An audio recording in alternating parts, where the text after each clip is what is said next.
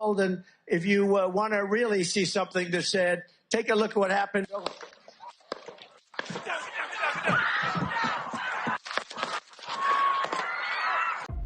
ನಮಸ್ಕಾರ ಪ್ರಿಯ ವೀಕ್ಷಕರೇ, ಮತ್ತೊಮ್ಮೆ ನಮ್ಮ ಇನ್ಫಾಟ್ ಕನ್ನಡ ಚಾನಲ್ಗೆ ತಮಗೆಲ್ಲರಿಗೂ ಸ್ವಾಗತ.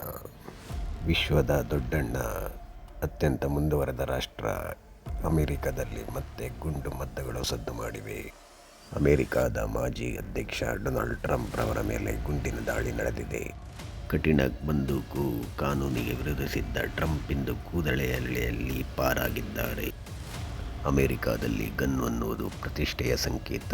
ಪ್ರತಿ 100 ಜನಕ್ಕೆ 120.5 ಗನ್ಗಳಿವೆ.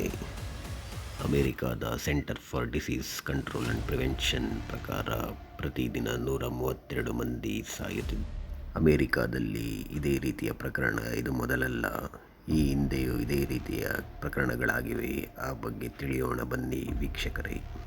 1835ರಲ್ಲಿ ಆಂಡ್ರ್ಯೂ ಜಾಕ್ಸನ್ ರವರ ಮೇಲೆ ಪ್ರಪ್ರಥಮ ಬಾರಿಗೆ ದಾಳಿ ನಡೆದಿತ್ತು. ನಂತರ 1865ರಲ್ಲಿ ಖ್ಯಾತ ಅಧ್ಯಕ್ಷ ಅಬ್ರಹಾಂ ಲಿಂಕನ್ ರವರ ಮೇಲೆ ಭೀಕರ ದಾಳಿ ನಡೆದಿತ್ತು.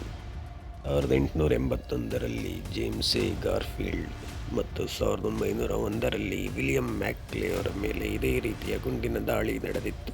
1963ರಲ್ಲಿ ಜಾನ್ ಎಫ್ ಕೆನಡಿ ರವರ ಮೇಲಿನ ದಾಳಿ ಇನ್ನೂ ಜನ ಮರೆತಿಲ್ಲ.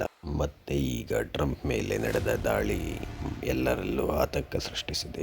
ನಮ್ಮ ದೇಶದ ನಾಯಕರಾದ ರಾಹುಲ್ ಗಾಂಧಿ, ನರೇಂದ್ರ ಮೋದಿಯವರು ಕೂಡ ಈ ಬಗ್ಗೆ ಆತಂಕ ವ್ಯಕ್ತಪಡಿಸಿದ್ದಾರೆ. ಅಮೆರಿಕದಲ್ಲಿ ಈ ರೀತಿಯ ದಾಳಿಗಳು, ಶಾಲೆಯ ಮೇಲಿನ ದಾಳಿ, ನಾಗರಿಕರಲ್ಲದೆ ಮೇಲಿನ ದಾಳಿ ದಿನೇ ದಿನೇ ಹೆಚ್ಚಾಗುತ್ತಿದೆ. ಕಠಿಣ ನಿಯಮಗಳು ಜಾರಿಗೆ ಬರಬೇಕಿವೆ.